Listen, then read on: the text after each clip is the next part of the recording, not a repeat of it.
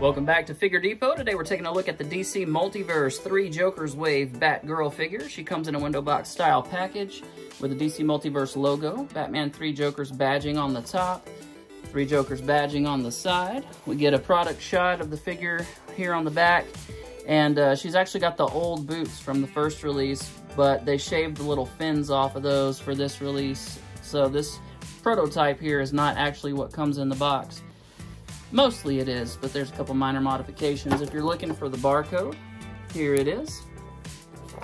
Let's get her open and see what's inside. She does come with the trading card, which is the same image from the back, and the circular base with a foot peg. She does come with this Batarang in just a solid yellow, and it looks very nice. It's very simple, but very cool. And then she gets her grapnel launcher accessory, also very nice. Got a lot of good sculpting details on there, but just a solid black color. For a nice close look at the figure, really good face portrait here. A little bit rough on the edges there with the paint. I'll probably go back and touch that up. One thing I don't like is the offset look of the eyes. She's looking off to the side. I'm not a fan of that. I'm gonna go back in and repaint her eyes and get her looking straight forward. It is an attractive portrait though. Very similar to Jason Fabok's art, or Fabok. I'm not sure how you pronounce it. But if you haven't read the 3 Jokers comic, you definitely need to read it. It's very, very nice, very interesting, very cool story. I really, really enjoyed it. Bat belt's cool. It's got this little bat logo. Very similar elements to the old 60s Batgirl costume, but of course with some modern updates, but definitely a nod back to that one in some respects. This is really nice hair sculpt on the back. The cape sculpt is very nice. It's a nice pliable rubber for the cape, so, but I probably will still just make a cloth cape for her. I like cloth capes on my Batman figures, so I will probably just do that anyway, but it's not a bad cape by any means. We have our, typical what we'd expect from McFarlane. The only difference here, she is a little bit shorter than that first release, which is good because that first release was much too big. I didn't pick it up because she was gargantuan. I figured they would eventually make another version, and I'm very glad it was this one. She's a very, very nice figure. The capsules go all the way around to the back of the figure. Unlike on the Batman, they stop on the side, and he doesn't have these 3 across the back.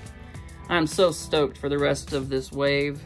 Very glad to have her here first to check out before I get into the other figures. I was definitely anticipating her the most, and very pleased with what I'm seeing. For some quick size comparisons, here she is with Bane from the DC Universe Classics Collect and Connect Bane figure. This is my favorite Bane in existence, and they scale really well together.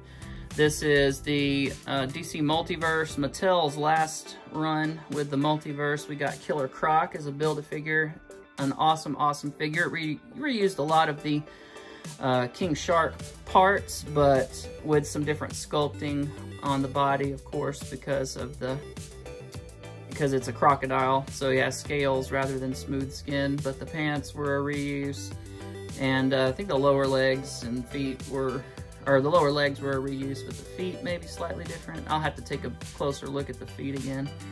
But of course the hands and shoulders and arms and head were a different sculpt because of the different textures. But these look awesome together.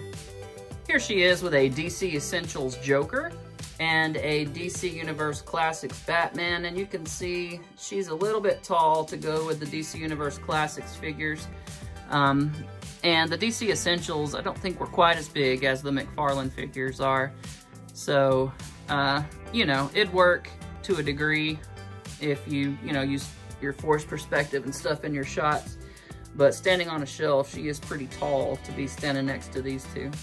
Now, here she is with some other McFarlane figures. This is the, I think the second release of Red Hood with the unmasked head. of Jason Todd, and then we have the Nightwing figure here, which these all look really fantastic together. They're in proper scale with one another, and stylistically, design-wise, they all look amazing together. Now, here she is with a McFarlane Damian Wayne Robin, and then the NECA Dark Horse 2-pack Batman, and he's actually considerably taller than her, so these two would actually look really nice together, and they scale fairly well together. The new Batman is going to be, of course, much bigger from the Three Jokers wave than this guy is.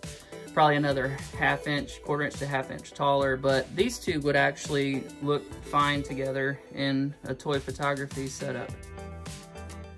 Now, in terms of articulation, we have the head on a ball peg. You're not going to get a lot of upward movement because of the hair, of course.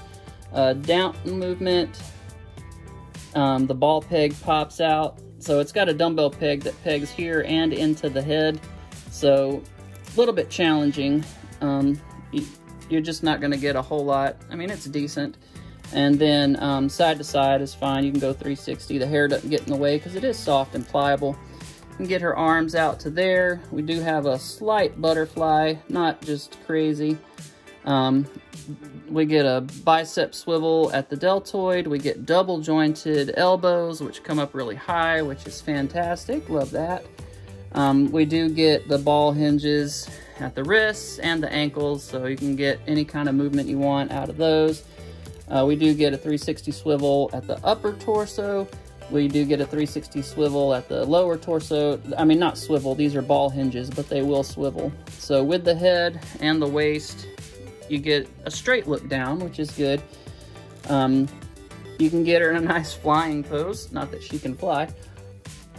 So yeah, nice articulation there. We do get legs that will kick 90 degrees and go back a little bit.